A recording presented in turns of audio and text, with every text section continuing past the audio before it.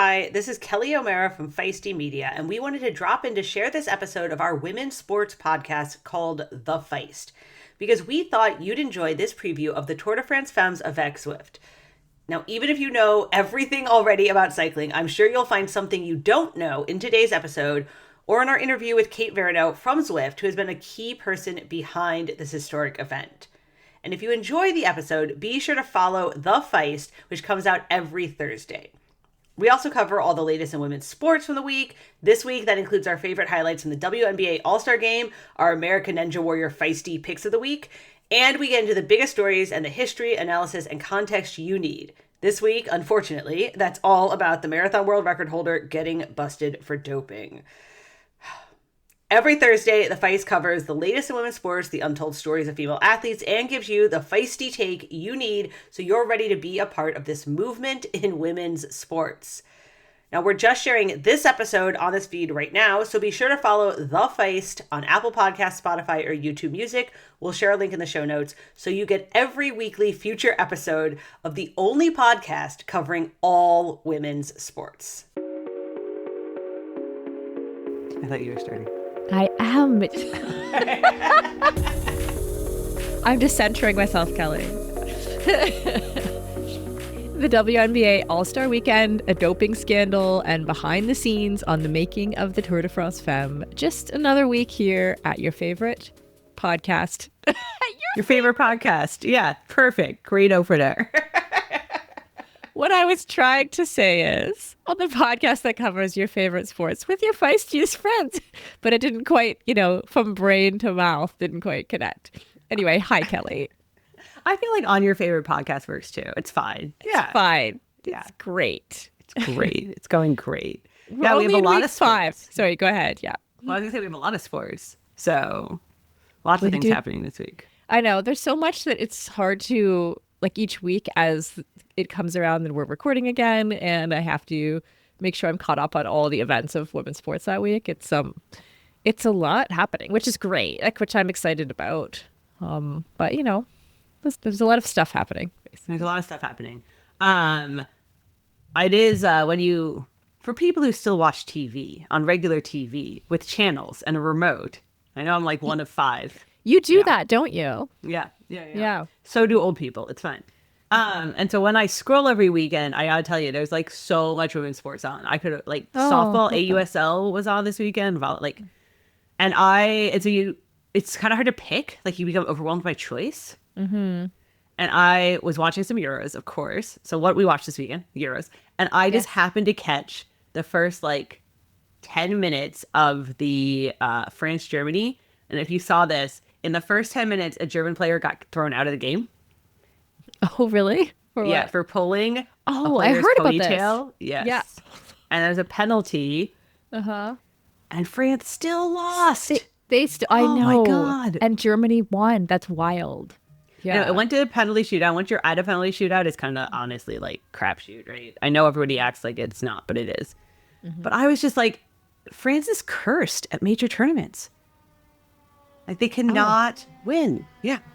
Oh, do you have an emergency in your neighborhood, Kelly? Oh, yeah. There is a fire station down the street from me, and apparently there is a fire. Oh, I'm surprised. This is the first time we've seen. Okay, what makes you say France is cursed? Well, okay, so they've been favorites at a number of, when we were in Paris Olympics last year, they were actually the heavy favorites. I was very concerned they were going to knock the U.S. out. They did not. World Cup, they were heavy favorites. They have not been able to advance past quarterfinals in a major tournament. And then they became convinced that this was a mental block. And so apparently this year they've hired this mental coach, psychologist who is on the bench, on the sidelines with them, which is and they still lost. But he says it's not because of their mental game. Of course he says that. Right. So anyway, I don't know what's going on there. I feel bad for them. Yeah. Okay. Well, at some point, France is going to unlock this problem and make a big comeback. So we can just wait for that. We can just wait for that. It's been a while because I don't even know if you all can remember all the way back to the 2019 World Cup. It was in France. They're supposed to do super good. So they've had a lot of years here of major tournaments being slightly underwhelming, which is unfortunate for them. But right now, as we're recording, It is semifinals, so I'm not going to predict who makes the finals. By the time you hear this, the semifinals will be over. And then the finals are, this weekend. So. Yeah, I'm so excited. I like it when it's coming down. I mean, everybody does, right? You like the finals? Weird. I like the finals. I know. I'm such an unusual sports fan, you know? I was with a family member this weekend who really I wouldn't say she was someone who was like highly invested in women's sports. You know what I mean? Like this new surgence of women's sports is is kind of like new to her thinking, right? And it was interesting because she was talking about, because she lives in Switzerland, and she was talking about Euros being there, and was like, Sarah, I was very surprised by how I felt about watching women.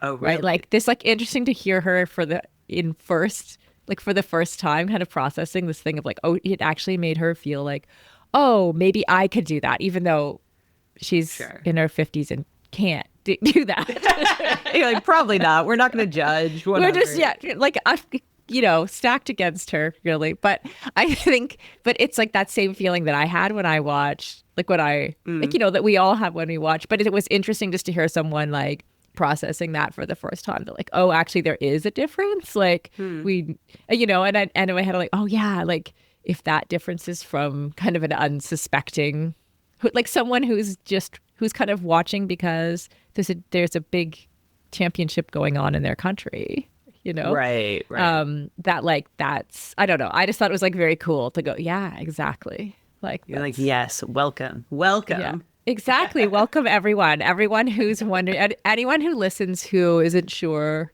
like me, you know, I'm out there trying to find like new sport. I'm trying to find new sports to watch. I watched boxing for the very first time last week, you know, that it really does have that, like, it's a very different effect on me. It resonates much more deeply than watching men's sports again. I do think Euros has been super interesting. I mean, the last time around, the 2022 tournament, which I'm trying to think, because it was delayed a year. It's been interesting to watch Europe get into women's soccer, because Europe is soccer mad, right? Like they already love it. It's like one thing for like the US to get into women's, as we talked about like 2 or 3 episodes ago. Yeah. But Europe cares so much about soccer. Now for them to get into the women's, it has come with some downsides. Like one of the English players spoke out about like she's been getting a lot of racial abuse directed at her because English soccer fans are not chill. Right. Right. So I was trying to think of a nice way to say that. So it's come with a lot of like, and then as sports betting has increased too, that's also come with a lot of harassment. So that's the downside, but it is like super interesting to watch Europe get really behind. It's soccer. Behind the soccer. And I saw that Basel, it was actually 12 traffic lights that they changed to have the walk symbol be the woman footballer, and that they're thinking of keeping them that way, like not going back to the little green man. There will be 12, hopefully if they finalize that, 12 traffic lights, well, crossing signals, I guess, in Basel, where you can see a little female football player instead of the green man. Love it. Switzerland did get knocked out, though. So sad. I know. We saw that. They did well, though. Good for them. For Switzerland, for what we were expecting, I think. I don't know what we were expecting. I don't know. What were you expecting? I don't know. I mean, I don't think, obviously, they're good. They're not like the powerhouse of like England or France or Germany or Netherlands. But Exactly. And we have 4 powerhouses in or going into the semis, right? We've got France, Germany, England, not France. and Spain. We just discussed right? that France got knocked Germany, out. Italy, Spain, and England. Yeah. My apologies. But that'll be decided by the time you listen to this. Watch the finals. As Sarah explained, everybody loves finals. It is on regular broadcast TV, so even if you're an old person, you can watch it on regular broadcast TV, which I know everybody hates on, but actually literally more viewers watch when it's on broadcast TV. So yeah, more viewers watch. And I think as we look into, like, I really loved the way that that Netflix played the boxing live. Like, I know that there were streaming services that were streaming the Olympics, but then those would also sit just as videos in the video collection. And so the more that happens, I think the more we'll bring more young audiences too into the young people, into women's sports, Kelly. Oh, good. On the streaming what did, platforms. Speaking of, you know what else I watched a lot this weekend? I did not watch the WNBA Skills Challenge. I did, however, watch the live stream on like the Twitch Stud You Buds did? live stream, because it was all like, I mean, I don't really watch Twitch, but people were sharing it other Talking places. about it for sure. Yeah, because they were just full on live streaming 72 hours of All-Star Weekend, all the behind the scenes, like the parties, Okay, the meetings. explain to me, is this like somebody with an iPhone? It is 2 players on Minnesota, I believe. So obviously they have the in and they like know everybody and they're like, much beloved within WBA. And so they have this kind of, stream that they've done before. And I think it just sort of took off this weekend because they were having a good time and partying with their phones. Yeah. With all the other players. So there are all these like viral moments, like, Caitlin Clark's teammate, Aliyah Boston, taking her drink from her before like you could see her taking her drink away as she's like going on camera. The WNBA commissioner, Kathy, was like dancing with them at the after party. I saw that. Yes. Yeah. So I think that was just like really funny. I just appreciated, right? I like appreciated that it was like they were having a good time. Yeah, and I think this is like, I think it's like case in point for how women's sports fandom and movement is growing, right? It's like things like that. It's like players with iPhones behind the scenes. So like 60,000 people watch that Twitch stream, Something right? like that. So like you can then watch behind the scenes all this fun stuff going on, like the commissioner of the WNBA dancing. Like so cool. Right. Yeah. So I will say, I didn't watch too much of the actual like basketball, but I was all there for the parties and I seemed like some of them might have been slightly hungover for the actual basketball. Oh, a little bit. Interesting. Yeah. Yes. Well, you knew because you were watching behind the scenes because you can. I watched the skills challenge. Okay. Or I watched part of it and then I watched like all the highlights too. But like I had never watched it before, so the entire format and everything was new to me, which was like so cool. So for those who don't know, you like they set up like a little course for the players to do, right? And you have to do a combination of bounce passes, a chest pass, some different shots. So definitely a 3-pointer and a couple other shots before you, and it's all speed based. So you don't get like, so for example, when you come up to the 3-point line, if you hit the first one, you get to move on to the next station. Right. But you get a total of, so you could like miss 3 and that doesn't take anything away from you except the time that it took you to take 3 shots versus the person who hit the first one. Right. So I thought that was like super interesting and cool. And it was all like the big light up circles they have to put like the passes into. Interesting. Okay. Yeah. It was really fun. Okay. And watching sorry, go ahead. Well, I was going to say, I saw some of the 3-point contests because Sabrina Ionescu is obviously a really big deal and she won again. And then I heard she donated half her money to charity and half her money to like the only rookie who was in the 3-point contest. Yes. Because she had said beforehand that she was going to do that if she won, which I love. And Natasha Cloud, who won the skills competition, was going to use the money for a down payment on a house. Nice. Which I love. Like honestly, like that really for me, because I did that before, like very early in my tri career. Okay. It was sort of like if I had an offer in on it wasn't a house, it was a tiny condo, but it was the first condo I ever bought, and I had it all set up, and I needed like to come in the top 3 in order to be able to afford the down payment. Otherwise, I was going to be on the phone like asking a relative to save me. But I really thought, I was very confident. I was like, I can do this. And I came second in the race. Okay. And I put my down payment down. It was like a very sweet, like sports moment for me. So when I heard her say that, when I heard Natasha Cloud say that she was doing the same, I was like, oh yes, I love this. Obviously, the big moment of the weekend was when they all came out and they took their warm-ups off and they were all wearing t-shirts that said, pay us what you owe us. Yes. Which is part of the whole WNBA CBA negotiations because the league and the players are negotiating right now for a new contract. And what's the last? It's not going well. They're not the negotiations not going No, well? they're not. Negotiations are not going well, according to the Twitch live stream. Oh, well, that's the behind the scenes. So Right. you're in the know. No, I think they've been at an impasse, right, over this whole like the players want to be paid more. So anyway, I thought it was really cool, and I think we see this over and over and over again in women's sports, like the organizing Like soccer's talked about it, the U.S. women's hockey's talked about it, how they organize to get everyone on board. And so clearly, and that was the other part, you could see them all meeting to like plan this on the behind the scenes live stream. Now I feel like I've really missed out. Not that like they said they were going to do the t-shirts, but like that they had meetings to talk about it. Right. So yeah, they clearly, and like they got everyone on board, even the hungover players. So it was, and you can buy, I will say, you can now, don't buy a knockoff. There are knockoffs out there of the shirt. Oh, there's knockoffs already? Of course there are. But you can also buy an official one licensed from the Players Association that then the money goes back to the Players Association. And you can buy one that says pay them what they owe them. Because apparently all the fans then in the stand were chanting, pay them. Oh, I love that. Good. Okay, so you can buy a shirt.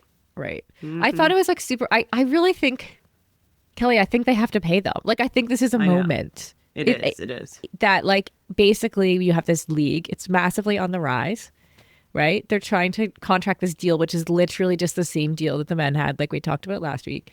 They have to do it.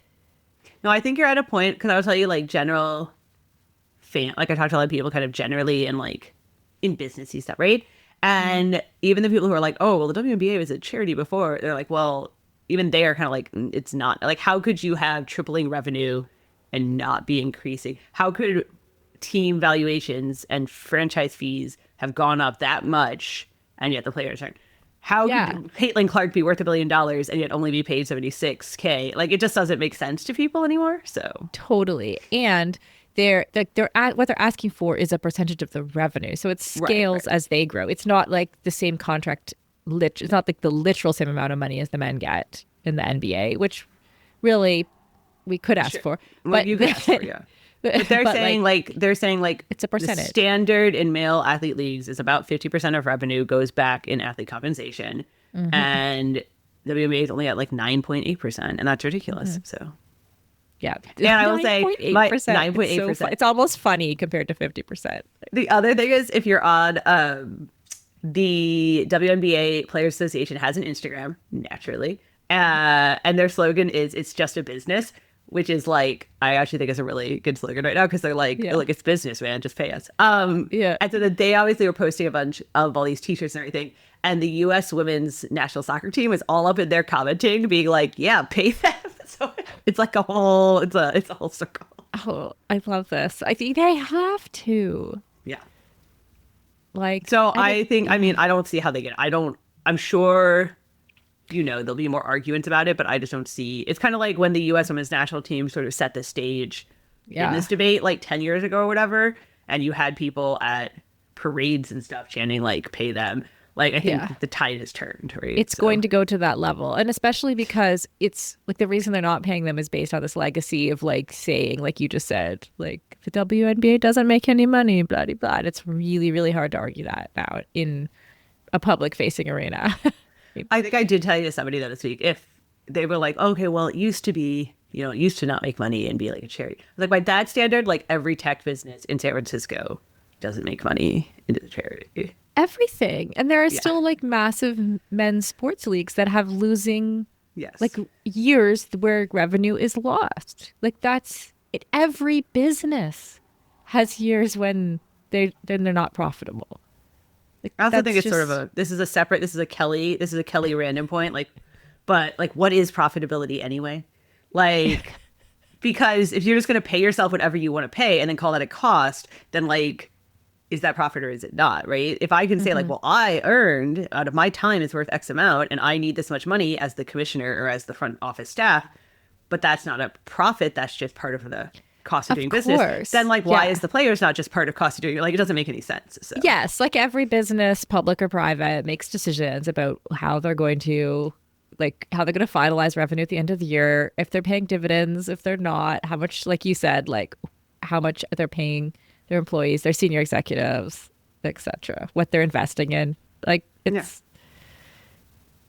so pay them, and you can get a sticker. I wanted a sticker that said pay the players, but I couldn't find. But you can get a pay them. You can get a t-shirt. So you can get just pay them on the pay them what you owe them is the t-shirt. Pay them what you owe them on the t-shirt. Okay, yeah. I think I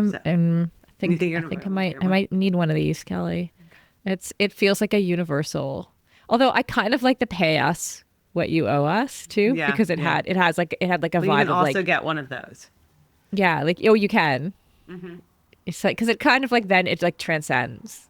Good. Yeah. Good. Yeah. So yeah, that was what I took away from the All-Star Weekend. I will say they also did not get that big. I was like, oh well, they did a break for All-Star Weekend and they're like partying, and it's like they were like it was not a long enough break because a lot of them were playing regular games either Tuesday or Wednesday. wow. And then they were then they were flying, and then they're back playing this Wednesday. Like I'm going to a game on Friday here, so it's like it was not a long break. Which some of them said it was. And how many of your Valkyries players were there? I only believe like one Valkyries player. The Valkyries are an interesting, obviously we've talked about this before, an interesting thing where no one expected them to be good this year. No one expected them to be as valuable as they are. No one Be the expected highest valued team within like, months of launching. Women's sports. Yeah. And so they don't have like any super big superstars. They have very solid players that are like very well respected within the league. Yeah. But it's sort of just like how they've come together. So.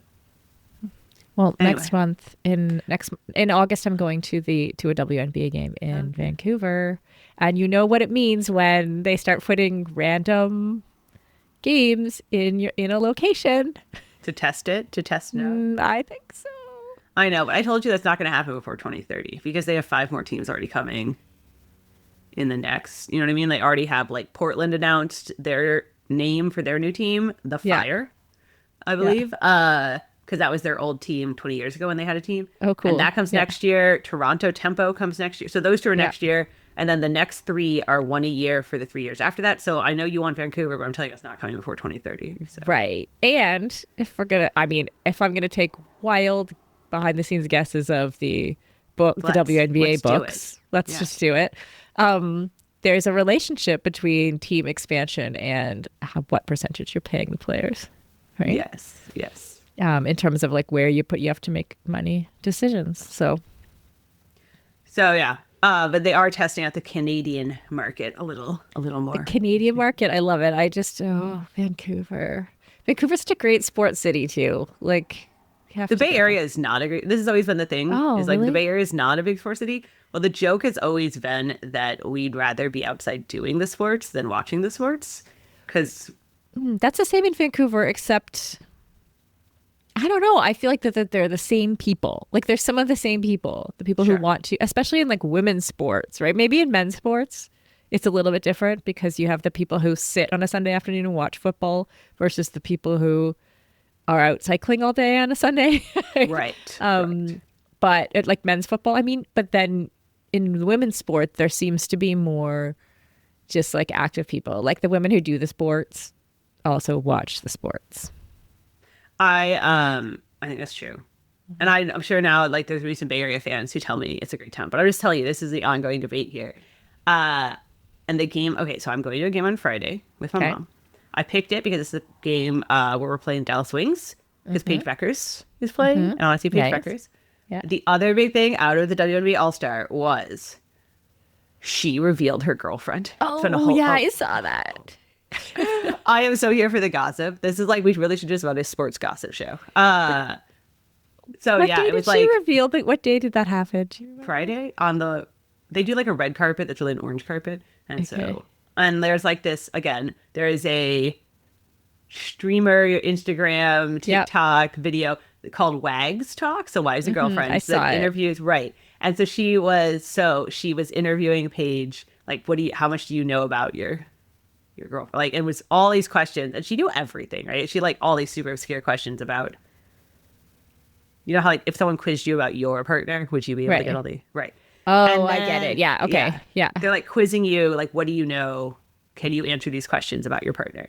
Yeah. And then at the end, she was like, "Okay, and who is your girlfriend?" And there was this, and she was like revealed it because it's been this joke, not joke, not the right word. They have joked about it. It's been like kind of a like, are they, aren't they? Is it for real? Because Azifad was the UConn teammate. Yeah. When they won the national title, they used to play youth AAU ball together. So. Oh, they played together at youth level? Mm-hmm. Oh, that's so cute. Oh, it's amazing. I love that. Okay. I also saw somebody joke that like who would you trust with your like a secret for with your life? And it was the entire Yukon team because they kept that thing a secret for 4 years. And that's the end of the list. Like the whole Yukon team is who I would trust with a secret. They kept that a secret for 4 years. Well, obviously everyone on the team knew, but I was saying nobody said anything. Yeah. Out of the team. Yeah. What reason would they have for keeping that a secret? Well, I just say I don't think they were ready to go public and have it be a Right. thing while they were still in college. And like, I mean, Zwift is still in college, but like, so they just like weren't going public with it. And Yeah. I'm just saying their teammates just like didn't say anything. They to the didn't say public. anything. Yeah, they Even really as didn't. they were like on TV, even, you know, like UConn's a big Yep. media. Yep. That the March Madness tournament is huge. There's a lot of So attention. I'm just saying good for them. Good for them. Good for them. All right. And that's what we watched this weekend. Before we get to what we're watching this upcoming weekend, because we are going to talk all things Tour de France Femmes, avec Yeah. Zwift. That is starting on Saturday. It's huge. We have a big preview. But first, Sarah, we got to get in the weeds. News of the week. Yes. Very unfortunate. We got to go. Sad news of the week. Sad news. We're like, what's the like on TV cable news when they like shift their like, and now for a sad story, right? And Yeah. they, like, turn to a different camera. That's You what did we're a doing good right now. job. You did a good job of it. Yeah. Camera 2. Camera Sad 2. story. Sad. Yeah. The world record holder in the marathon, Ruth Chepngetich. I said that weird. From Kenya, just got popped for doping. Is technically provisional right now, which means that she could Yeah. appeal it. That's like a whole different thing about like the process, but she's accepted a provisional suspension for now. What it technically is a diuretic. Yeah, a diuretic, which could be used as a masking agent. Yeah. So the reason for people who haven't had to like sit through a anti-doping seminar as a pro athlete, the reason like diuretics and like IVs and that kind of thing are banned is because they can basically water down banned substances and make it Yes. harder for them to test. So this is a diuretic, a masking, and because it is a thing that can be found in other drugs, the amount that qualifies as a doping suspension, if that makes sense, is higher. Like it's like pretty high. Like a lot of anti-doping, a lot of drugs that are banned, the amount's very, very small that Yeah. if they detect it, you get a ban. This is pretty high because it is in other drugs. And she was still like 30 times the limit or something. Like it's like it wasn't. Yeah. It's not accidental. Yeah. Like. Yeah, I mean, this is how you end up, like, for someone, I mean, yeah, you were a pro athlete too, and, like, I've been on doping control lists for a few years, and it's weird, like, the list of things that you can't take gets really weird really quickly, Yeah. and you're like, why this or why this? And a lot of it has to do with like, this. Like, it's whatever she took was a diuretic, but it's used to, like, stop the testing for, you know. I would just say that. I would say it. Are you ready? Hydrochlorothiazide. Oh, there we go. Thank There we you go. for the So, yes. accuracy. But yeah, like you look at that, you think, and then, you know, you might be taking meds for something else, and then that's Yeah. that's one of the substances in your meds. You're like, well, why can't I take that? And then it also gives you an appreciation for like how doping control has to manage all this stuff, because Yes. they're like, it's not just like, oh, they had EPO in their system, right? Like it's not as simple as that. It's No. like you have to look at all of the other substances, like all of the other things that people do to hide doping and ban those things too. Yeah. And I will say, in general, I'm on the side of like athletes, and I feel pretty bad for. I mean that like I think we should like give them more leeway to like prove their innocence, because it's very much a system of like you're presumed guilty and you have to prove you're innocent. It doesn't work the way we think of like courts working in America. Like Yeah. there is no presumption. Like you are presumed guilty, and then you have to like really, really, really prove that somehow this was an accident or you was contaminated. Like the presumption is on that. And I generally feel bad for athletes because I think a lot of people think that like athletes have like all this management team and like they know what's in everything they take. But I will tell you, like most athletes in like running or triathlon or cycling, it's just them. And they like are looking at a case of Sudafed and being like, I'm sick. Can I take this Sudafed or not? Yeah. And that can be very and then you're overwhelming. like, and right? you're looking at words that are like whatever you just said, hydra, blah, blah, blah, Right. blah. And then you're like comparing that word, which like hydra, like how many ingredients have that at their beginning? You're like looking through a list and then looking through all of the ingredients on your especially in the old days before the internet where you couldn't like Right. There's like cross-reference a online database now that athletes can use to look it up, so it's a lot easier. Like you can put in like NyQuil and it'll be like, this is banned in these sports at this time, whatever.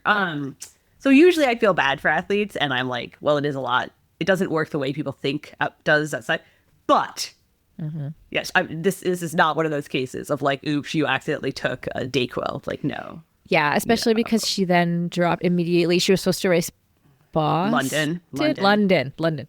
And she dropped out. And so immediately, like, so because if it comes back, because right now it's provisional, right? And if it comes back, whatever is after provisional, certain, like if it comes up with an actual doping violation, then she, like anything that she did at the London Marathon would be stripped from her. So, and I think what she said was that she wasn't mentally therefore prepared to race, which is probably true. Yeah. The other interesting thing, Kelly, when I was like reading this is that like Kenya, I didn't realize this, but Kenya has 140 people currently on doping bans. And whereas Russia has 61. So which is interesting. Kenya has more than double the people on doping bans. So in running, to be totally clear, like Russia's are cross sports. Right. Yeah. Kenya has a very deep, like, running doping problem. And I'm not saying other countries don't. Like a lot of times that can sound a little bit racist because you're like saying like, oh, well, they have a problem, but we don't here in America. But like, obviously we do.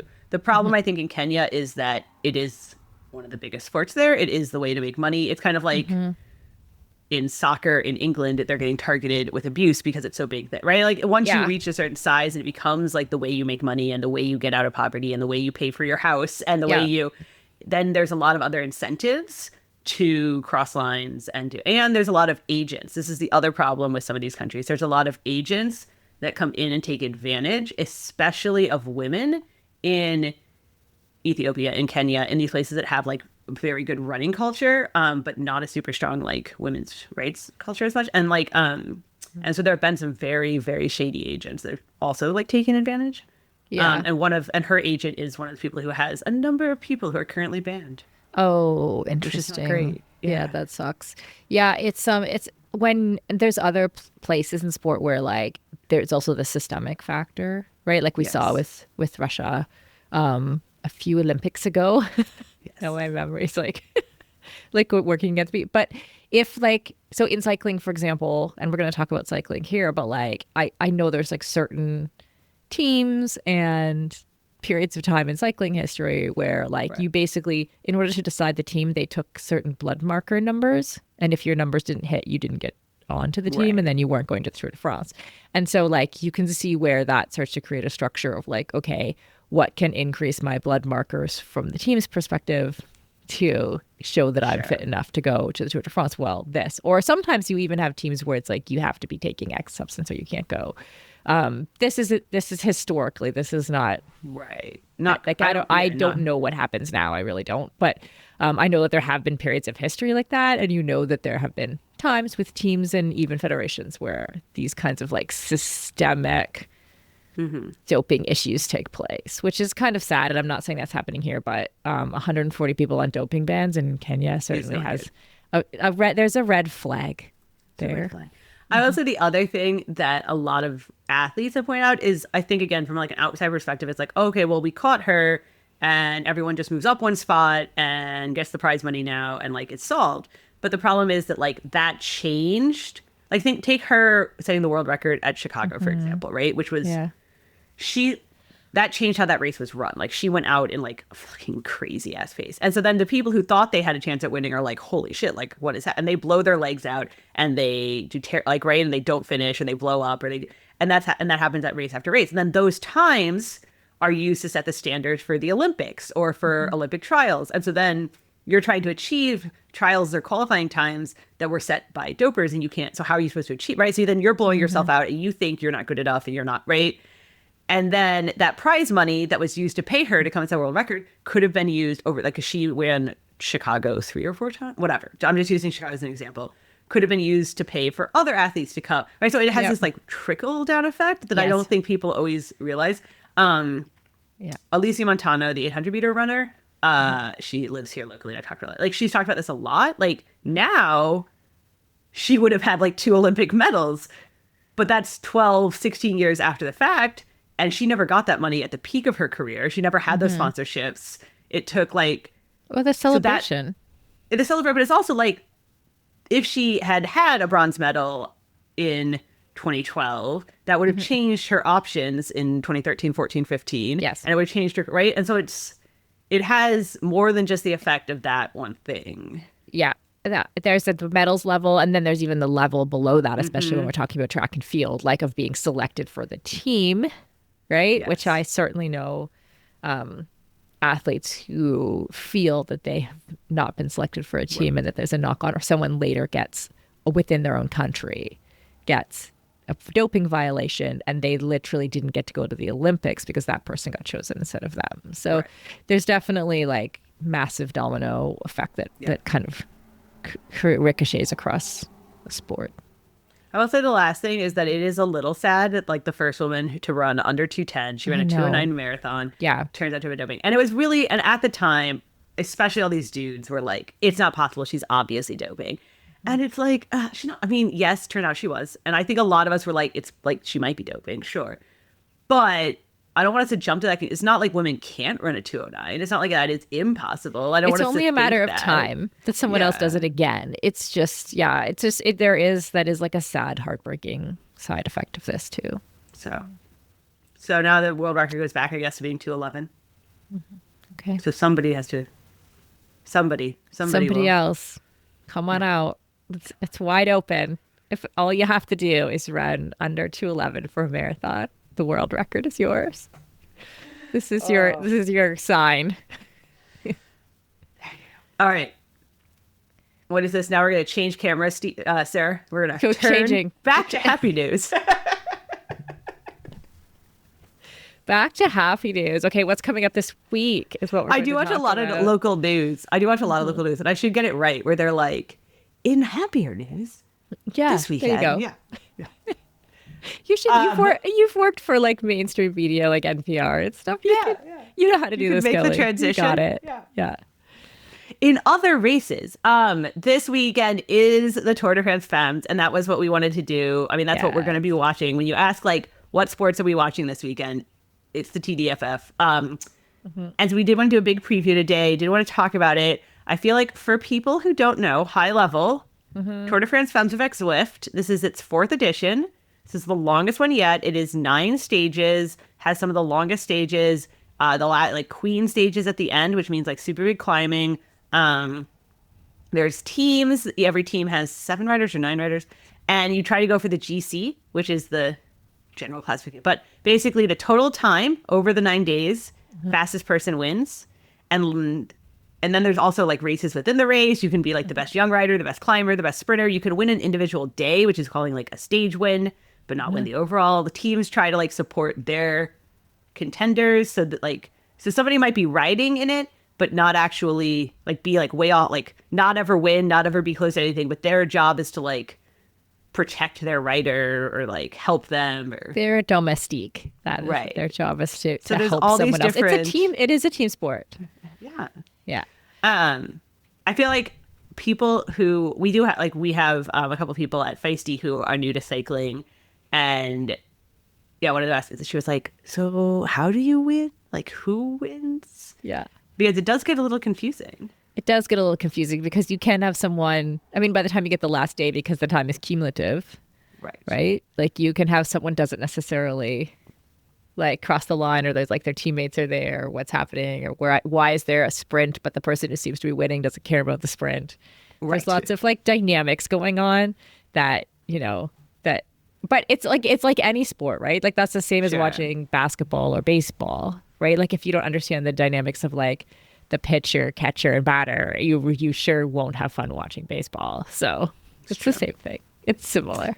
It's similar. But yeah, it is a little confusing if you're watching. You're like, why did the person in 4th just start cheering? Yeah. Because like they crossed the line 4th, but then they really beat the person they were trying to beat, so they won the overall. Yeah. Yeah, exactly. And then, of course, I did like a little... I feel, Kelly, that I've learned the last few weeks that I have an interest in like cycling history. Like, Oh, I history. think it's... I was like, I yes. thought you knew you had an interest in cycling before. No, I thought you already knew. No, and I think I already knew I had an interest in cycling history, but specifically cycling history. And I think it really relates to, and I think this came up in a previous episode, how like the bicycle itself has been such like a freedom giver to women, you know, like it was like, that was how it was like the first mode of transportation when women were kind of in post-industrial revolution in homes. Like the nuclear family was kind of at its peak.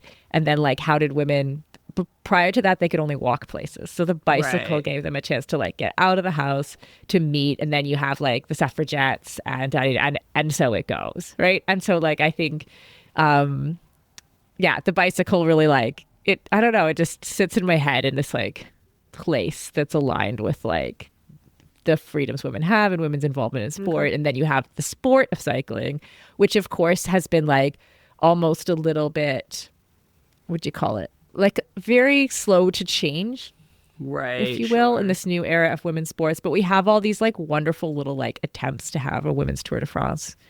That's what I was throughout going to say, history. is if you look back, like most people will say the first one was 84, when there was like an actual women's tour in conjunction Yeah, well, with the there was men's one in tour. 1955. That's what I was going to say, but there really was secretly, like one way back when that was like 13 or 14 stages, but it only Yeah. had like 30 or 40 riders finish it.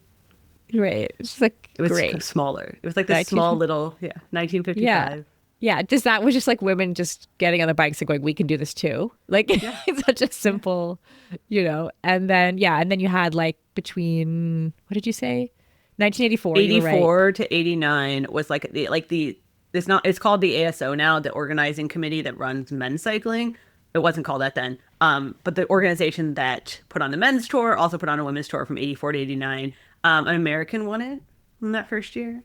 Oh, in 1984. Go America. Yeah. Yes. And then they stopped putting it on because, Sarah, the media just wasn't interested in women biking, and there just wasn't any money, and it was and you're like, It's the same. I mean, honestly, like weirdly, we just talked about the WNBA, NBA relationship with, and the pay us what you owe us t-shirts, and literally the argument's the same. Like the folks who own the Tour de France were like, there was like arguments around using their trademark and using their name in order to have like a women's event. And this like argument just like went on. And they were like, it's not viable. We're not doing it. And no, you can't use our name to do it. Right. Because after they stopped doing it, some other people tried to put on their own. And there was like kind of different iterations of people putting on a women's stage race in France. And then, they were like, you can't call it a tour. Like, we own cycling. Yeah. And then 10 years ago, 15 years ago, there was kind of some female cyclists who organized 2014. 2014 with friends with one of the women who is very and they got one day. They got a one day. They got one day. So Catherine Bertine, who's a great friend and did a great job at advocating for this with Marianne Voss, Emma Pooley, and Chrissy Wellington, who was an Ironman champion. And what they called it was they wanted to have a women's tour that went on the same route. And I think what they ideally wanted was it to be either for the women to leave like ahead or behind the men, like on the same day. So that argument about the media, so that they could kind of like, the media was there, they could kind of fit in. I'm pretty sure that was like really what they wanted in the essence. They ended up with one day, but they called it their Le Tour Entier, which I love. It's like, it means like the whole tour, like the total, you know, meaning like there's something missing if there's no women there. But in the end, they got one day and they called it La Course, and it went for how many, like 8 years or so? It went for like 8 years, and there's a good Catherine did a good documentary called Half the Road, kind of about the effort to get that. And then kind of coming out of the pandemic, Zwift came on as a title sponsor for the Tour de France Femmes. And we actually talked to Kate Veronneau, who runs women's strategy at Zwift, which is like such a dry title to explain that she basically got the tour to happen.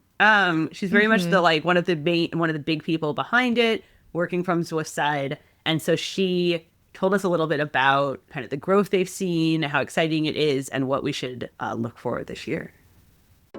Regular listeners of Feisty podcasts will not be surprised to learn that for decades, running shoes have been researched, tested and designed for men. Brands have relied on the shrink it and pink it approach to sell male shoes to female customers. But women's feet differ from men's in numerous ways. We have increased toe splay, higher arches, a more narrow heel, a lower ankle bone, upward angled toenails, and a rounded instep that is smaller in circumference. And because of all those differences, that is why we need HEDAs. HEDAs has unlocked the science behind women's biomechanics through dedicated research and creates running shoes specifically designed for women. So that means a lower heel collar to reduce rubbing on women's ankle bones, plate design to provide heel stability and to decelerate foot impact, rounded instep creating a snug fit through the middle to match the curvature of a woman's foot. Every feature is designed to give you more power and less problems. Breathability that lets your feet breathe easily mile after mile, plus fast-drying tech that doesn't allow sweat to slow you down, adaptive stretch that molds to your foot like it was made just for you. I personally have been running in HEDAs for over 2 years, and from the first time I tried them, I knew that there was something different. They really felt like they were made for me. The shoes are super light but provide good cushioning, and they really support my very high arches.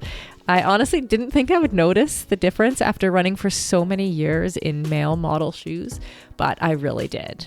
So, try HEDAs for yourself today. Go to hedas.com and use the code STAYFEISTY for 20% off. That is Stay Feisty for 20% off at hedas.com. The link will, as always, be in the show notes. Here at Feisty, we're excited to be teaming up with Xterra to help get more women onto the trails and into off-road triathlon. Xterra offers a full schedule of off-road triathlons all around the world, from super sprint to Olympic distance, youth races. Their events feature open water swimming, mountain biking, trail running, with a focus on the welcoming community and beautiful destinations. And I want to be clear, anyone can do an Xterra. You can do an Xterra.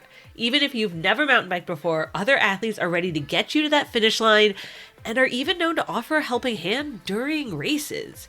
In fact, we'll be doing a series of Feisty podcasts and videos with some tips and ways to get started. Stay tuned. You'll also recognize some of the most iconic names in triathlon who got their start in Xterra. Flora Duffy, Mel McQuaid, Leslie Patterson, and next year the World Championship race will return to the US with a new home in New Mexico. And most importantly, Xterra offers equal prize money, recognition, and spots to that World Championship. So if you're looking for a new adventure, hit the dirt and find a race to try at xterraplanet.com. That's XTERRA planet.com. Feisties, I just wanted to let you know about something new that we just dropped, especially for triathletes. It's called the Feisty Performance Bundle. It's a combo of two of our most popular courses, giving you the tools you need to support all that training you do every week. In the bundle, you get Strong, our complete strength training course designed for women with a 16-week progressive program, easy to follow demo videos, and all the supporting resources you need to build up your strength training habit. We also spend some time talking about how you can add strength training into your other training and make it all work together. And you get Fueled, our expert-led nutrition course that helps you understand how to fuel your training and your life for energy, endurance, recovery, and performance without guesswork. So whether you're chasing your best performance, training for a big race, or you just want to feel, better, stronger, healthier, this bundle is made for you. It's all on demand, which means you can take the courses whenever you want, starting when you need, and created by experts who are also active women, so they understand what performance means. Right now, you can save $99 when you bundle both Strong and Fueled courses. Check it out at the link in the show notes to get them together, or go to learning.feisty.co. That's learning.feisty.co. All right, we have Kate Veronneau, the Director of Women's Strategy at Zwift, which I feel like is not a title that fully encompasses how you are one of the people just like behind the scenes here in Tour de France Femmes avec Zwift. Like you've been at it since the ground level, right? I have. Thank you. I'm celebrating over 9 years at Zwift, and this is the most incredible extension of an early commitment we made to, growing and elevating women's cycling. So it's great to be in this moment. I wanted to start by talking about like, yeah, why did you guys want to get involved with bringing, I want to say back because there used to be a Tour de France for women, Correct. but why did you want to bring this back? Why was it important to, have a full Grand Tour stage race for the women? Yeah, the Tour de France Femmes avec Zwift, it was so important because women's cycling really could not grow without it. This is the biggest stage in the world, and women weren't there. So this partnership came about because it's actually a COVID thing, where over COVID, the actual Tour de France was on pause. It was uncertain if it was going to happen that year, 2020. And we got together with the organizers of the Tour de France and said, let's do it in Zwift. Let's do an exhibition style race in our virtual video game world, because all the pro riders were already using the product. So we did this. We actually even struck up a deal with Eurosport to broadcast it all over the world. And because we were doing it in Zwift, we did both a men's and a women's race. And we did equal broadcast, equal distances, equal opportunity for both women and men for the Tour de France Virtual in 2020. And it was such a success that kicked off a conversation with ASO, the organizers of the tour, for us to come on board as the title sponsor of the Tour de France Femmes avec Zwift, because it was time to bring back a proper women's Tour de France stage race. So we jumped on board, made a 4-year commitment to bringing this to life starting in 2022. And we're delighted by the impact it's made on the sport. I was looking at the kind of the numbers, the studies, which by the time this episode comes out, will be public, and just about how much has grown and the kind of response you've seen. It's something like 85% of people now think women's cycling is an actual viable profession. Which makes me so excited because I was first invited to a bike race about 20 years ago. And I saw a pack of men go by. I'm like, oh, wow, this is really cool. And then all of a sudden a pack of women went by. And I was like, wait a minute, women race bikes? I didn't even know it because I never had seen it. So, the fact that this race has helped professionalize the sport so much more and make people aware that this is something that not only they can, chase the dream, but they can be a huge fan. They can invest in it. They can follow it. One more great sport to put on your radar. And you've obviously been on the ground every year. How has it grown? How have the crowds grown? Like, what's the excitement level like? Oh, it's nuts. Every year I'm like, oh man, that was too good. It can't get better. And then it does. And I'm just over the moon. The crowds by the roadside, just lined on the streets. We've included now, every year has a big queen stage. So you have that epic, classic, iconic mountain stage for a tour where people are all up on the mountain. So many cyclists literally ride up to kind of, cheer the peloton on as they go by. You're really seeing so many more fans on the roadside, but the biggest thing is social media and how much that has grown. And it goes along with the narrative we're seeing across women's sports growth, is that the content that women create as athletes, the engagement of women's sports fans is excellent. And we've seen incredible growth in that area. And it's doing wonders to bring new sponsors and new fans on board to watch the Femme.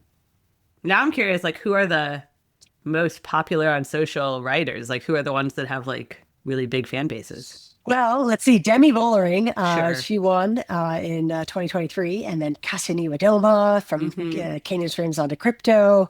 Winning last year by 4 seconds, the closest margin in the history of the Tour de France. It's incredible. So, but there's there's tons of great ones. It's great. Oh yeah, I was just curious if there was one I was missing. The social clips that made me cry last year was Cassia winning, and her husband, who's also a pro cyclist, was like running across the field to greet her, and I was like, oh. There's all these moments. It's and what you're seeing too is they're overwhelmingly positive. Right. There's so much positive sentiment around the race and deep engagement, higher engagement around the moments than in general on the men's side of the sport. So that's an area that women excel at as athletes. And so we're seeing that really propel this race to new heights and propel these riders to new heights and bring new sponsors on board like Nike. sponsoring Demi and FDJ Suez is huge. They put a lot of money in that too. Massive. Yeah. So talk to us. Last year you said like it did end on that kind of like Queen stage, very dramatic, like the two of them kind of going at it. What is the preview for us this year? It's 9 days, 9 stages, longest we've ever had. Right. Where are like the key moments, the key stages? Well, the Grand Depart in Brittany. So the cool thing about the race this year, it's entirely in France. It's going to go from the western side of France in Brittany all the way across to the High Alps. The early stages, there's no freebies. It is going to be full on from the start. The first couple stages are like death by 1,000 cuts. It is, it looks like a sawtooth. It's just a million little climbs. So it's going to be full on, a lot of attacks. You don't want to miss a minute of those first couple stages because we all know a lot can happen. You can't win the tour in the first couple stages, but you can lose the tour. Right. And then we're going to go clear across France. Those couple middle stages, no rest for the weary. There are, I believe, 3 mountain stage, 2 flat stages, 3 hilly and 1 medium mountain stage. So a lot of climbing this year. So you'll see some epic attacks, probably some incredible breakthrough performances from riders looking to take the opportunity when the world is watching to make a break. And then we go into the High Alps, and the Queen stage on August 2nd is what to watch. The riders are climbing 3,500 meters. That's over 11,000 feet of elevation, a massive stage, the biggest we've had yet in the Tour de France Femmes avec Zwift. Going to be fireworks. So we'll be up there on that Queen stage, watching the Queens throw down. And that will be a huge determiner of who the Queen of the Tour de France Femmes avec Zwift will be this year. And there's no time trial this year. No time trial or individual time trial. So for people who don't know, end of the week, it's the cumulative time wins. So coming down to 4 seconds last year is kind of crazy after that many days. Insane. And then because you can get the biggest gaps on climbs, that's why you're saying it really comes down, or time trials, we don't have a time trial. That's why it really comes down to these big climbs. And it ends with 2 big climb days, right? Yes. Near the end? Yeah. Yes. The final weekend is 2 back-to-back big mountain stages. So, and the cool thing that we're seeing this year is it's not just about Demi and Kasia. There is so much other talent. We're looking at, Puck Peters from Phoenix to Koenig, winning the white young rider jersey last year. We've got Justine Gerke from AG Insurance, who won the polka dot jersey last year. So there's a bunch of up-and-comers that are just really crushing it on the climbs and showing that they can hang with the best in the world. And they'll be, supporting other riders as well. So the teams are deeper this year, and it's not just going to come down to, a couple people. There's going to be a lot of support for each team. Yeah, I feel like that's what we've seen evolve in the last 5 to 7 years as the teams have gotten bigger budgets and development. Now it's not just a couple of superstars, it's the whole squad. Yes. And behaving like a proper squad, proper sprint trains and breakaways and, lead outs up the climb, setting the pace and high, pace going up the climb to try to burn out the competitors. It's going to be all that kinds of strategy. Yeah. Yeah. All right, so we have Demi Vollering, who won in 2023, and oh man, she wanted to win last year. So she's all eyes on this. And then Kasia beat her last year and is coming back. And then who else do we have? We have Pauline Ferrand-Prévot, the mountain bike Olympic champ, has come over to try and so make her exciting bid. From Visma Lisa bike. Yes, Pauline came back to the sport, multi-time world champion, multiple disciplines. She's a fierce rider who won Paris-Roubaix Zwift this year and has very, very publicly targeted the tour. We've got Anna van der Breggen, former dominant rider, coming back to SD Works. And it will have a lot of Kopecky on her team as well, who missed last year's race. So it is, there is just so much talent, so much depth of talent. The team tactics are going to be nuts. We've seen Marlon Reusser, former lieutenant for Demi Vollering, now on Movistar, leading her own squad. So Yeah, so many countries represented, so much talent represented. It's really going to be epic this year. I have to ask because we're both American. Is there like an American star we should all be keeping our eyes on? Oh, absolutely. We'll have Kristen Faulkner, the two-time Olympic gold medalist, riding for EF Education. That she's gonna be targeting the overall GC and definitely some stage wins as well. We've got Veronica Ewers as sensational climber. The rosters have not been released yet, so I'm making some assumptions. We've got Chloe Geiger on Canyon SRAM, Zonda Crypto, who will be working hard for Kasia and going for her own stage wins. Let's see, other American riders. And Chloe Lily came Williams, back from a bad crash at the Olympics. Yes. 2 Olympics ago. Yeah. Yes. Yeah. She's had a couple bumps in the road, but still comes back and, takes the top step. So. Okay. Yeah. I mean, it's hard to pick one. Do you have a pick? I'm going to ask you. I know you can't have a favorite. But... I mean, Demi is the one to beat this year. She is laser focused. I've loved to see how she truly feels like she is the full support of her new team, FDJ Suez. She's going to be definitely the one to target. But Canyon SRAM has a ton of great talent that are going to help Kasia defend her title, and there's a lot that comes with knowing you can do it.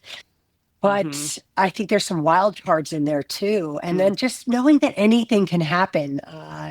Pauline Roykers is just a phenomenal talent that keeping your eye on her. Yeah. Okay. All right. So I don't, I can't have a favorite, honestly. I do think Demi's the one to beat.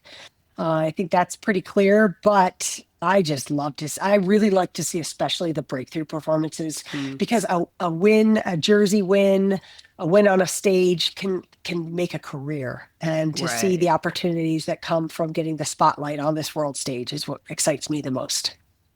And tell us a little bit, last question, like when you're there, I've heard it's a ton of women in the media. Like we had some of our team there last year. It's like all women in the media room. It's all like more women behind the scenes, more women staff. It's just like a different vibe. So what else besides the actual racing? I hear the fits are a big deal. Like picking your outfit for the day is a big deal. Fits are a big deal. So definitely pay attention. You just want to follow all the social action around the race because there's like stories within the stories. The fits are going to be outstanding. So much coverage. So many women's voices elevated at the race. The thing I'm really excited about this year is we've introduced a proper L'Etape de Tour de France Femmes avec Zwift. So a L'Etape de Tour de France is a Grand Fondo style event. It's a mass start cycling event where everybody in the world is invited to come and compete and to ride a stage of the race. This is the first year that we're having a women's one. The one that happens at the men's race is about 14,000 riders, sells out immediately. It's about 6% women. And this is the first year we've introduced a L'Etape de Tour de France Femmes avec Zwift, and we're at 6,000 riders. 33% women are doing the queen stage of the race too. So we're going to go out there and we're going to actually complete that full stage 8 that is over 3,000 meters, and just have a big party at the top. And then you ride up the stage and then you can actually hang out and watch the femme from up there. So that's a big moment. You have to start pretty early to get done before the way early. It's like a 6 a.m. start. You'll have a sea of people going up the climb, all wearing like Watch the Femme kits, bringing the energy. And that's what our dream is, that this race inspires participation, that inspires women especially to come out and chase their goals. And to enjoy the scenery, enjoy the race action, and also have their own individual challenge. So it's going to be a special day. Well, it sounds like it'll be fun. I'm sad we're not going this year, but we're going to miss you. But we know the coverage is still going to be great. So, and you have to tell us how it is there. So good luck. Yeah. Thank you so much. Hey Feisties, Sarah Gross here. We are so excited to be back with you here on our new, shiny, Feisty Triathlon podcast. Thank you for listening. I am so glad you're here. I want to tell you about one of the Feisty team's favorite recovery products, Prevonex's Neurify Plus. I use the chocolate flavor myself every day to support my strength training.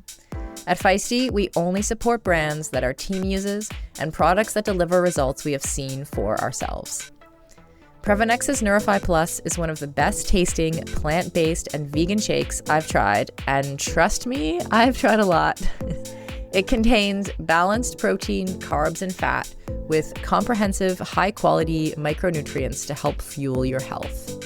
It also contains probiotics and digestive enzymes, so it's super easy to digest and doesn't give you that bloaty, gassy kind of effect that other protein products can produce.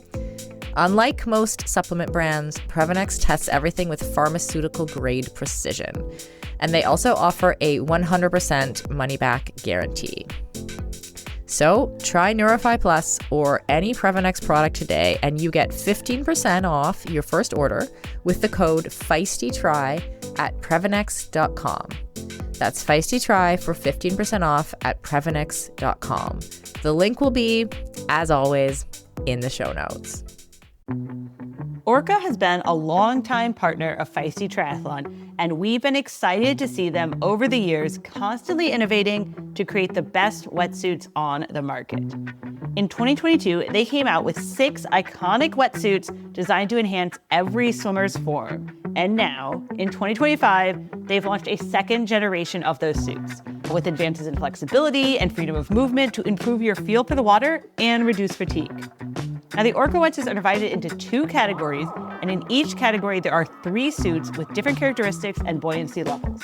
So whether you're looking for maximum buoyancy or maximum shoulder mobility or a mix of the two, Orca has a suit for you. Get ready for race season with an Orca wetsuit and use the code FEISTY15 for 15% off at orca.com. That's FEISTY15 for 15% off at orca.com. One of the things I didn't realize, because a lot of this like we had heard before from Kate because we've talked her on and off of these. I didn't realize that they were doing a big mass participation ride this year for like the Queen stage, and that they've had so many women sign up. Like that is really cool. That's such a great idea. I'm surprised it took till this year to do it, but I think it's a fantastic idea. I think we should have a tour where like amateurs can ride the whole thing too. Yeah, well, people like do bike tours ahead of the men's, and I'm sure they do ahead of the women's too. It's like less of a thing yet. Yeah. But yeah, I really wanted to, and I know she said they have to start very, very early to get done before the riders get to the top. But I kind of want to know like how early would I have to start? Like, would it take me like 10 hours? Do I need to start like 3 a.m. to be done in time?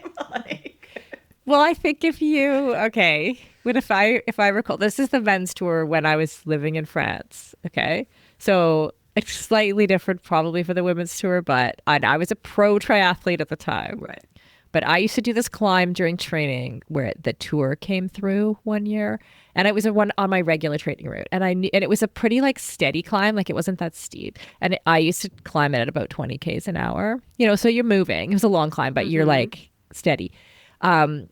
When the tour came through, they climbed it at 40 k's an hour. Okay. And I remember being like, they're literally going twice as fast as me. And I was a pro athlete at the time. So I think, Kelly, we'd probably have to give ourselves like double the time of whatever they're expecting the stage to take. Mm-hmm. Okay. That's my guess. Mm-hmm. I think we should do this next year. I know. So one of our colleagues who runs our cycling brand went to the Tour de France Femmes last year, and they were basically spent all their time like driving between like the logistics are just like crazy. So I don't want to do that, but I would like, so maybe we just go and we just ride it ahead of the riders. We could do the ride with this is like one of those things that sounds easy in practice, but like, or in like right now, but then in practice would be like ridiculously hard. But like, we could just like put our phones in our pockets. Yeah. And then go and ride ahead of time, and then get beautiful videos of the French countryside and the riders coming through, and then just ride to a hotel, pay with our credit card, wash our cycling kit in the sink, and do it again the next day. That'll work, right? Yeah, totally. This sounds like something I would want to do. I will say, so last year's Tour de France Femmes, super, super exciting. Mm-hmm. Kasia Niewiadoma ended up winning by 4 seconds, which is like the smallest amount in any tour, men's or women's, that anyone's ever won by. Mm-hmm. And it came down to the very last stage. And like we were saying before, you know, the people who were fighting for the win were not the winners of that day. But she knew that Demi Vollering was in second. Demi Vollering really wanted to win. Demi Vollering won in 2023. And Demi had a crash earlier in the week, and it was like a big controversy. People are still arguing about it. Demi's still a little sore about it, as she's been posting on her Instagram stories. Because she lost time after the crash. Right. So on that very last day, Demi like went off, took off, and knew she had to put in enough time on Kasia to take the overall lead, right? Mm-hmm. And so she's going off the front, and then Kasia knows that she can't let too much time put it. So she's just trying to, and she ended up, and so she's behind Demi, but nobody knew like how much until she crossed the line. And she crossed the line, she had held on by just like 4 seconds. It was crazy. Where I was going with this was Kasia's husband is also a pro cyclist. And last year, in order to watch her on all the stages and be ahead, like we said, it's really like logistically complicated, as like all our colleagues will attest. So he was riding ahead and camping like every night to like be able to like be up there before the roads got closed down, to like be there for her.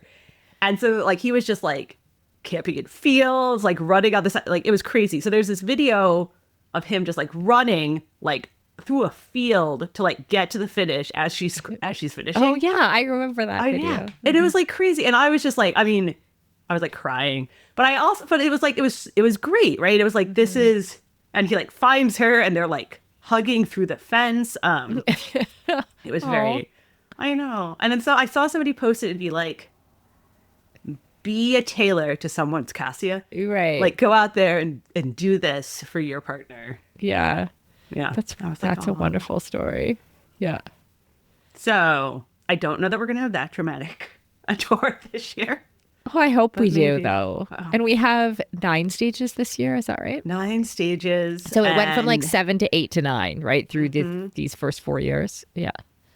And starts this Saturday. The first so many stages are technically like flat, but kind of like Kate said, they're very up and down for the first 3 days.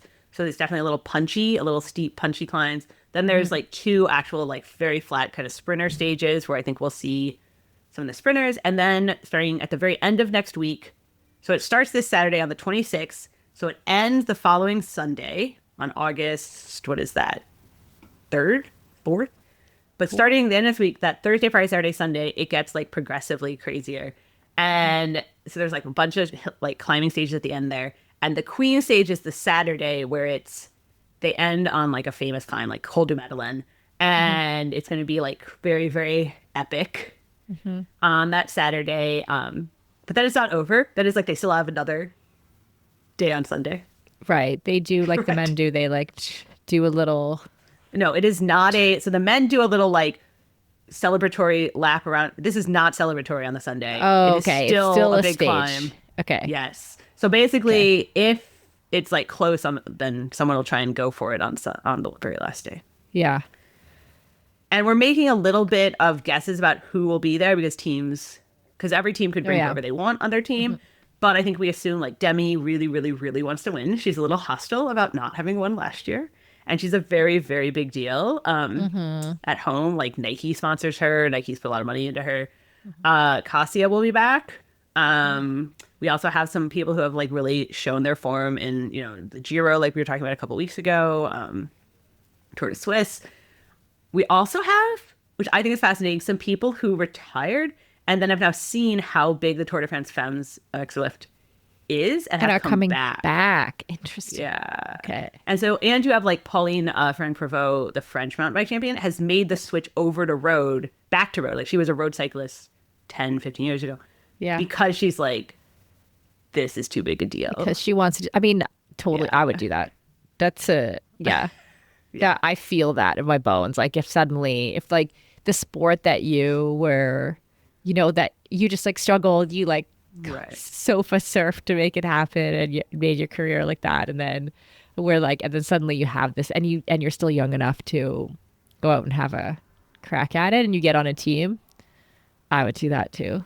You do that too. I thought it was really interesting what Kate said that like women's cycling, like at the beginning when she was like, because she had to go and pitch to Zwift to become the title sponsor of the Tour de France Femmes, and like that women's cycling would not be viable without the Tour de France Femmes. And that was like an interesting connect the dots point, I think, that like, it's like, okay, you had all these other women's cycling events going on, but like the Tour de France was so big in the cycling psyche that you had to have like a women's version in order to like grow the sport. And right. I think otherwise that, people are like, what are you talking about? Like, yeah. And she's kind of been right about that, which like just ties back to these riders, these retired riders who might still have it in their legs coming back and like, let's go, you know? Sure. Like Anna Vanderbergen came back. The other thing I think is interesting about Zwift's sponsorship is that they committed to 5 years. It's through next year. Okay. Because, and I think one of the things we've seen a lot of times when people are like, oh, we want to get more women in, they commit for like a year and then they're like, oh, we didn't solve systemic sexism in like a year and a half. That's weird. And then they're done. They're like, well, we didn't see it. And so it takes, and so it's only now, I will say it's like even like a year or two ago, we were not seeing the ripple effect yet. And now we're seeing, okay, there are more women riding. There are more, like Lottie Kopecky is like massive in the Netherlands. And literally like more girls are signing up for cycling now because they saw, but it takes a little while, right? Like you can't, it doesn't happen overnight. Right. And then it takes a little while for a company like Zwift to see an ROI on that because like not just so you're like you're making a play that grows the whole sport, right, for women, and then the trickle down onto your tech platform is another level. Yeah. Yeah. But you can see I will say a lot of them do like Zwift like team like rides and stuff, which is kind of fun. Like I'm not a big indoor rider because I'm in California, but like they do a lot of, you can ride with some of these people, like some of these athletes, which is kind of cool. You can also follow a lot of them on Strava, and you can see their, like after the stage, you can see their effort. Yeah. Yeah. And their like power numbers and all that. So that's cool. It's the equivalent of like of watching a Twitch stream of the WNBA. Totally the same weekend. It's like the behind the scenes, like how fast were they riding? Where did they ride? Who did they ride with? Yeah. And for people who are in the weeds and love like the power numbers and the heart rate data, you could like to see it after somebody also like wins a stage is cool because then you can be like, oh yeah. Well, I was gonna say then you can be like, I could do it, but actually you'd be like, oh yeah, no, I can't do that. Kind of like me living in France. So I will say the last thing I want to say though about the Tour de France Femmes, super exciting. We will have some coverage on the Feisty Media Instagram accounts and on our Girls Gone Gravel cycling account. We have like some people we're collaborating with over there on the ground. I will say that a couple weeks ago on the podcast, when I said that I think women's racing can be more exciting because it's developed into its own thing, it's punchier, it's faster, there's not a lot of wasted days, and that I find the men's Grand Tours boring. Holy shit, did I trigger a bunch of dudes? Oh no. Like, oh my God, the amount of dudes in my notifications telling me that I obviously don't understand cycling. Well, and you weren't saying that like I can hear Ollie. You weren't my saying, kid is crying. Yeah. You weren't saying that like men's cycling is boring. You were saying that the format, like it's like they didn't even take it, like the format of the 3 weeks, and it's just like it just like drags on a little bit and it's not as punchy. I just thought there's a lot. And the reason I know there are a lot of empty days is because when I was 25, I watched every single stage of the Tour de France and I read like the preview booklet every year. And partially there wasn't a women's tour to watch, so I watched the men's every day. Also, I was 25 and I had 4 hours a day to devote to watching cycling. And so part of me is like, wow, dudes, like chill out. Someone can call your thing boring. It's fine. Yeah. But secondly, when I said I don't have 4 hours a day to watch cycling for 3 weeks, every woman I know was like, yeah, no shit. All these guys are like, you just don't understand. If you have 4 hours a day to watch cycling for 3 weeks, you should ask yourself, who is taking care of things in your life to give you that time? Yeah. No Especially kidding, if you have kids. I'm just saying. Yeah. Yeah. Yeah. No. I mean, it's going to happen, Kelly. We're going to trigger. Apparently these dudes have a lot of time, is all I'm saying. And enough time to argue with you about it. Right, not just to watch in addition. 4 hours. In addition. Because like the men's tour is on, right? So it is currently on. And it's they've been good tours. But yeah, there's a lot of downtime in between the highlights. So, all right, to finish up, Sarah, what are your feisty picks of the week? Are you ready for Okay. mine? Oh yeah, let's do yours. Go ahead. Okay. I'm low-key obsessed with American Ninja Warrior.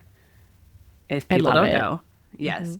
And there's all these different things. Like women are very popular, but they don't, it's like hard, right? For like the women to do as well because like upper body strength and size and all that. Anyway, just the fourth woman ever to make it through semifinals, national semifinals, went through last week. And it was like, and she hit the buzzer. It's very exciting. And then last night, after we were recording this, the fifth woman ever did, and I'm talking like ever. Oh. Like the first person to do it was 10 years ago in 2014. Yeah, I remember. And like only 2 other women had done it in the decade since. Yeah. So then you get the fourth woman a week ago in the first semifinals. And then yesterday, this 17-year-old became the fifth woman ever.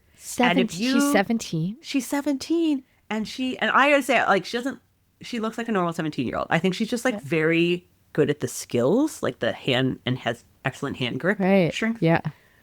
And if you don't watch these things, they are just like very, very exciting. It's like a very exciting 4 minutes because you just don't know. And you're just like, what's going to happen? You got me into American Ninja Warrior, and I do also love it. So I'm gonna tune into this now. Yeah. So Taylor Green, 17-year-old, Isabella Folsom was the the fourth woman. And so they're both through to the national finals, which will air in 2 weeks. So Yes. it's very exciting. Okay. My pick of the week was Sabrina Ionescu in that 3-point competition. We talked about a little bit at the top of the show, but like I forgot. Well, first of all, we remember her, was it last year or the year before, taking on Steph Curry 2 years ago, yeah. 2 years ago, and like really coming within 3 points of like she came second in the NBA 3-point competition. So I like there's something so satisfying. If people have not watched, there's something so satisfying about watching someone just hit like 3-pointer after 3-pointer and like swish, swish, swish, and then they go to the next station, swish, swish, and like I don't know that I cannot. You have to watch it to understand like the deep satisfaction that comes from that. But that's my pick of the week. Okay, good. All right, next week we'll be back with Tour de France Femmes updates, and we're gonna CrossFit Games. We have a CrossFit champ joining us, right? Yeah, can't wait to talk to Ariel. And we'll bring you that next week. And yeah, that's it. So subscribe to the podcast, review us, rate us, share with your friends. We're in week 5. We're trying to grow. And if you like us, share us, and come join the women's sports movement with us.